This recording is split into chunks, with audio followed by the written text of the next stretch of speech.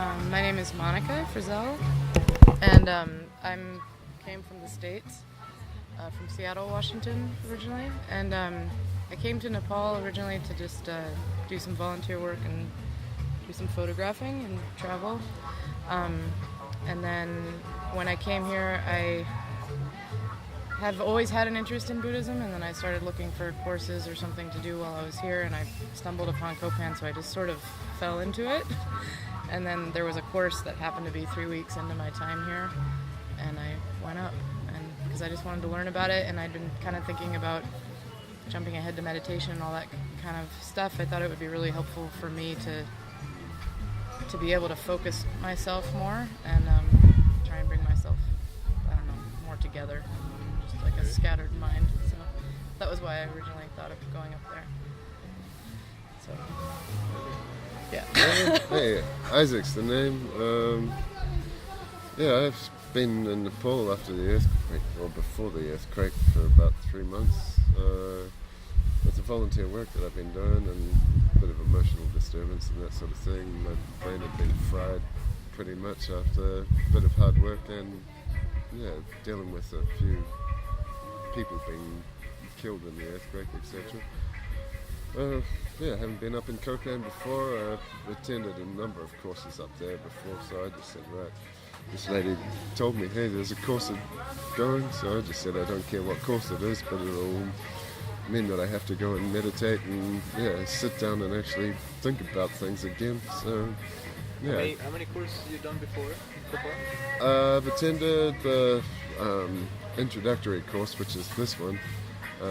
After that, I did that 10 days and the quiet Vipassana afterwards, and then followed that. That's something for me, so I went and attended the Mahayana trainings for a month, and after that got hooked on that one, so I carried on to the Lam Rim course. So in total I've done something like 4 or 5 months of training up at Kopan prior to this course. For me, the single point, I think, was for me like bringing me into myself a little bit more. Like I just could kind of ignore other stuff around me, but I really like the analytical meditation of kind of trying to remove myself from the I or whatever and trying to see things in different perspectives. And then also as an artist, to be able to visualize things, it's much easier for me. And I can kind of visualize people and situations, and it's, I found myself a couple times like sort of going into like different scenarios and sort of acting one way and then being like, well, that's not a very compassionate way, let's try a different way. But to be able to do that in a space where you can really like remove all the noise from everything else and look at it, not judge myself on how I acted, and then just say, okay, I'm not happy with how I can react in that kind of situation, so I would like to try it this way, and then actually kind of go through it. That's how I used it. I don't know if that's the right way of doing it, but it was very helpful for me. Like, and I will probably continue practicing it, at least to some extent, even if it's only 10 minutes a day. But I think it would, every morning if I do that, I think it would really help me stay focused on my work, stay focused on how I want to treat people and everything else. I think basic. Well, having gone through the courses that I did and that sort of thing, I identified the values in the man that I wanted to be. But identifying it and actually becoming it is something different. With the meditation, which I practice most days, but I did actually lose my practice for a while there, for the fact that I hadn't been into Kopan or any monastery for a couple of years and that sort of thing. It brings my mind back to who I want to be after I've actually balanced it out, so I can start with the single pointed, move on to the analytical, think it over and what's going to be going on that day, any issues I've gone through and that sort of stuff, and then actually come to some conclusions for myself. Okay, how are you going to deal with this? I also practice the tantric side of things, so being able to draw the energies in that, I deal with a whole lot of criminals back at home and that sort of thing as a counsellor. Being able to draw the energies into myself and maintain a positivity when you are dealing with a whole lot of people emotionally, receiving that constant negativity from the criminals and that sort of thing, and struggling to see the progress at times, that sort of thing. But what that actually does is, when I recognize it, I can just go for it for a second or two. Just the amount of times that I've had someone screaming at me while I'm doing that, that's what's actually I've been able to consciously, just politely sort of make a movement, brush away any constants, the negatives that the person put onto me, get rid of that, and actually carry on with the patience that I need to offer them. And it's meant that I can actually carry on in some very difficult situations at times. Happiness to me is a very broad question. I mean, there you go. Hey, if you can actually consciously bring that smile onto your face and consciously choose to be in a state of positivity, but a state that doesn't actually need anything more.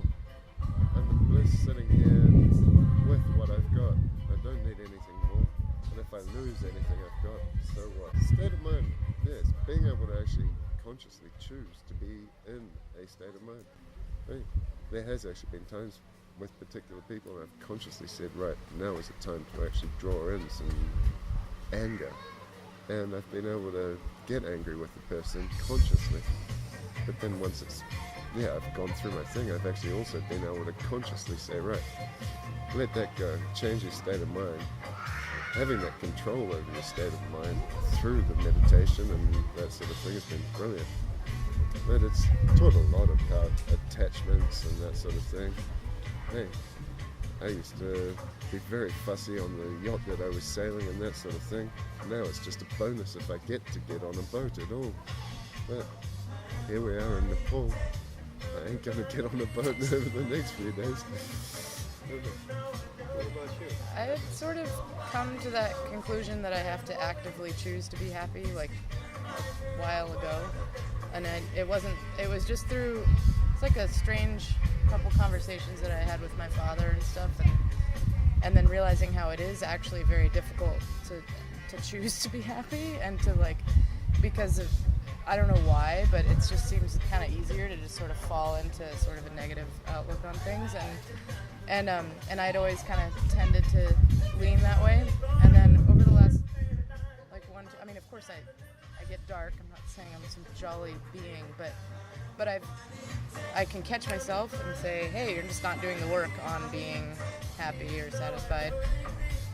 What happiness is, I don't totally know, but all I know is that it's work, and that I will probably continue doing the work on that, because it feels a lot better. You can be more proud of yourself when you're not. That was also from the course. I was like, I'm not I have a lot of stuff that I want to work on, but I'm not a miserable person. I'm just not, and I generally, if I'm comfortable in my mind and I'm comfortable in my headspace, I'm generally a pretty happy person. And that was kind of an exciting thing to figure out, to just be like, oh, it's okay. Yeah. So yeah. Well, happiness, I think, is the other side of that one. Is when, by New Zealand perspective, when the shit hits the fan, when there's something going on, being able to just accept it and just go with it and make some conscious choices on how to deal with it, but how to actually maintain that balanced state of mind that still, no matter what's going down, you can remain in a state of satisfaction, in a state of fulfillment, no matter what you've lost or what changes. Yeah. And I think there's a part of the acceptance thing that he's talking about is just not fighting against what is actually happening in front of you and accepting it. And I think in the States, at least, there's nothing is ever enough, and nothing is ever perfect enough, and you're constantly being told that you should attain that next level of whatever, at the job, at the whatever, and then when you're doing that, you're constantly looking ahead, so the grass is always greener. You're always looking away from what's happening right now and right here. I mean, it's also a lot easier for me to say all these things and live all this when I'm very, very excited about my surroundings. So I'm curious when I go home how I'll be able to challenge that and maintain it when I'm like in a dark room for 14 hours a day. So we'll see. But it does make me happy, and that will be my reality, and I would hope that I can continue to accept it and then be happy in that, I guess. And that's exactly why I actually went to Kopan, was because I knew I'm going back to work in a couple of days. Yeah. So to actually, knowing that I was going to my old way of life after being here as a volunteer for the past, I was gonna, I made a point of restructuring and thinking it over, what you're going to be doing, and consciously choosing to gain that frame of mind and remind myself, gain the skills again, being able to hold that positive frame of mind, hold that happiness and that sort of thing. No, I'll be going back and definitely meditating, and I will be going to the monastery, the local monastery, carry on the teachings from what Kopan has offered, and carry on the practices there so I don't lose the practice. One of the things that Kopan was taught me about very much was to let go of the self-centeredness of life. And after I'd been there for 4 months, I had turned around from being a property developer or someone who was out to rip anybody off. I turned around to become a counsellor. I came to the identification of actually realizing that happiness can be gained a whole lot easier by, and in fact not needed half as much, by developing compassion and the want to help others. It just feels good any time I see or help one of those criminals to come out the other side. And it helps any time that I can just offer anything I can to help someone else be happy, learn the skills, the mind power. Is a brilliant thing to actually choose to be a happy person. Anybody else I can help to go down that line, it's so satisfying. And it's far more rewarding that $100 I could rip off someone else by being a property developer, or a couple of $100,000 I could make when I come to selling that property. Sorry, someone learning to be happy is worth far more than that to me. I'm a far richer man in my mind by helping someone else in generosity and fulfillment, satisfaction. That's what makes me rich. And generosity to others is definitely a way to do that. Compassion for others. Yeah. What about you? My mission? I don't know if I can answer that. I think I'm still too young, but no, I think I do have a strong belief in my abilities as an artist, I think. And I hope that those, what I also came to realize in the meditation that I was doing was that it's not necessarily about fame, it's not necessarily about, becoming some recognized person. But I do need to keep practicing it, and I do need to keep sharing it with others, because that's how I can help, I think that's where my strength is just sharing my outlook on things with people. And that sounds so fucking arrogant, sorry. But I think that's kind of what I came to terms with in there, was just being like, okay, I have this ability to show the world in a way, so I should be respectful of that talent, and I should use it in a proper way, hopefully. And but I don't know what the ultimate mission is. Don't you think what you're doing with All Hands and actually taking a few photographs, promoting what they're doing in terms of building the skills and all? I mean, that's promoting them. I think of the mission thing. It's not so doing something. For me, it's not I'm gonna go do this thing for somebody. I see it as sort of a broader, Kabir kept talking about the tiny things that you do for people and the small gifts of compassion or whatever. I would just hope that I can continue doing those little things. I don't need to do something grand. And that was a big thing for me to realize, because the ego of a creative person is very big. And then to be able to say, okay, I'm not trying to gain some fame in the States. I'm just trying to do what I can do, as small as it is. And that I was meditating on that a lot within the analytical stuff, and that felt like I was coming to some sort of peace with it. So I think that felt good. So I think that's, I mean, the mission is just that I can keep doing the smaller things. The big things don't push me down, and I can keep doing the small things. I don't look at the newspaper and freak out and say I can't fix the world. I just do what I can with the people that I meet, and that's my mission. I can't go any bigger than that. The idea of getting rid of our ego helped a lot on that one, I think.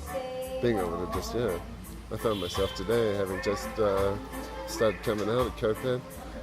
3 times it was just, okay, it's only 10 rupees that I've got, but I went and gave it to the beggars that were walking past and asking for it. Yeah, it's only 10 cents or $1 by my perspective, but it's enough to feed them for lunch. So, yeah, it started, those little contributions here and there, and starting off small, then you can start thinking, let's get a bit bigger, let's get a bit bigger. Or like leading by that example. Just, I mean, I keep thinking, if you just show some kindness or you just do something in a good way, and if one other person sees it and then does it, that's a lot. You've already changed something. It's so true with all hands, huh? Yeah. Every time we started building a school, by the time we'd finished the first classroom, hey, someone else was building the second classroom and we were on to the third. I did not experience that quite as much with rubbling, but but it's that type of stuff. I think that's at least a realistic way for me to look at things and not feel like I can't do anything. That was very helpful for Kabir to say that stuff for me. Thank you very much. Yes. Thank you. Thank you.